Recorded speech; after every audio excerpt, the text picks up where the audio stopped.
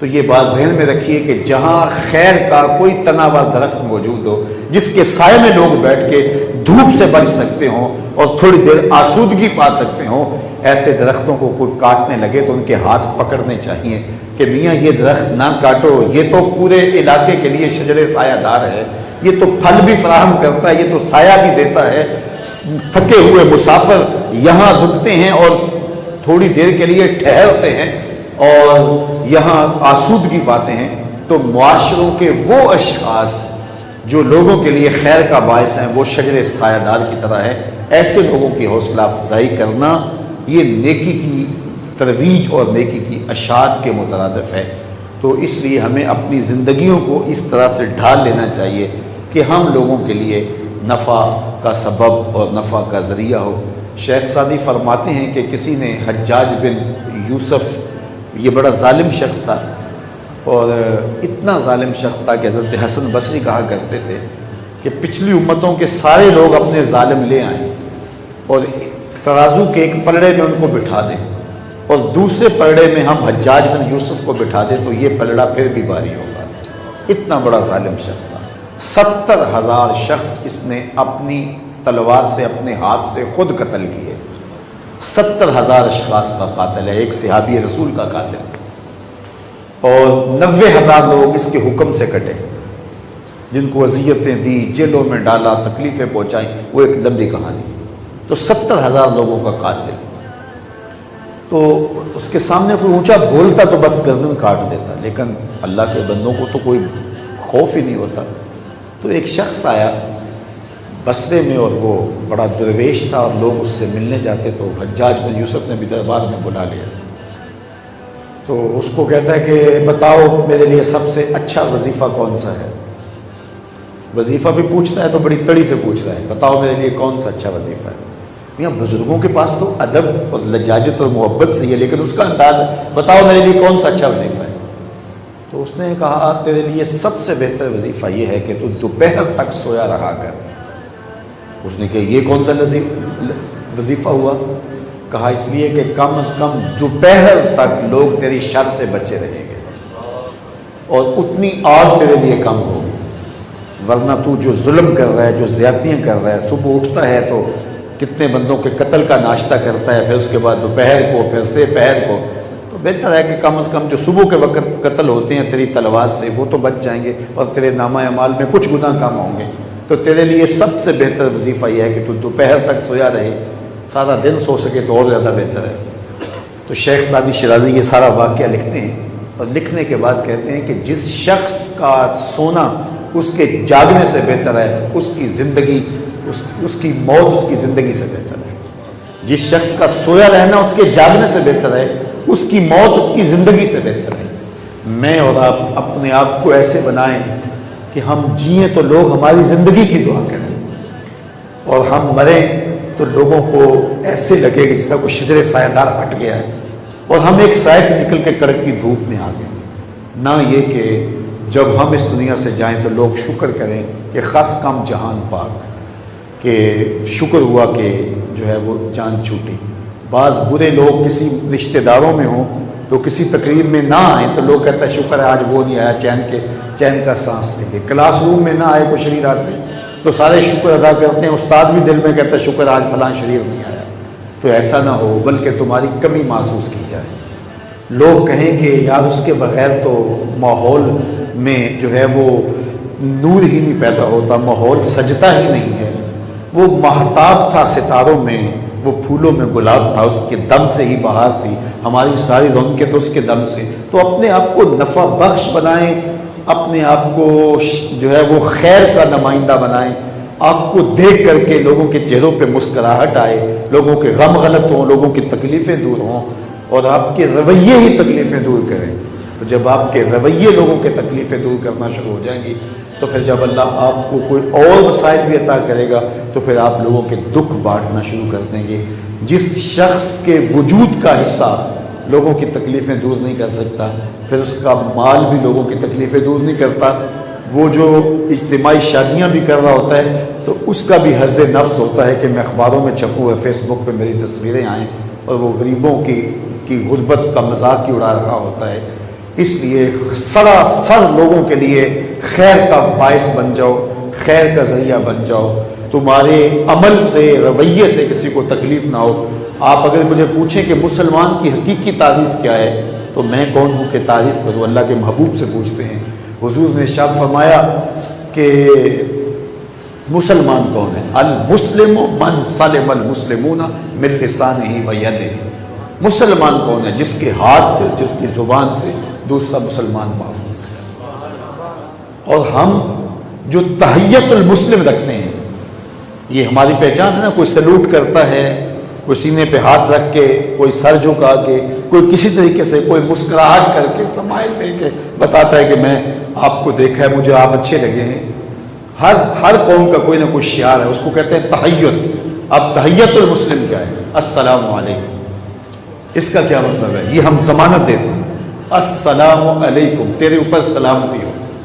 تو گویا ہم اس بات کا اعلان کرتے ہیں، ہم اس کو ضمانت دیتے ہیں، میرے بھائی تیری عزت، تیری آبرو، تیرا مال میری طرف سے محفوظ ہے، تو پریشان میری جانب سے نہیں ہونا۔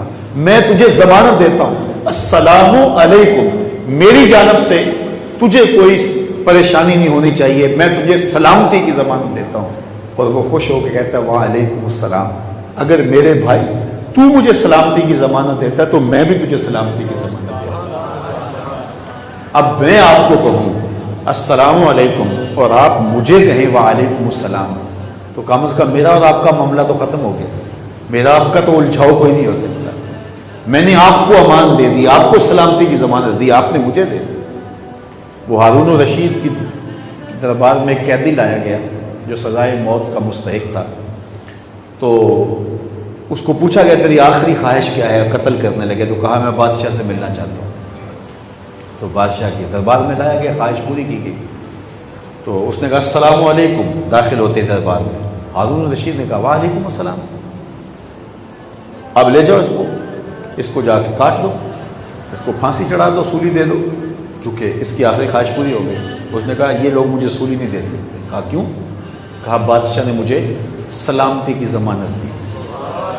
بادشاہ نے کہا میں نے کب دی ہے؟ کہا تو نے کہا نہیں وعلیکم السلام۔ تو بادشاہ مسکرا کے کہا اس کو چھوڑ دو۔ تو ہم جب کسی کو کہتے ہیں السلام علیکم تو پھر اس کا مطلب کیا ہوتا ہے؟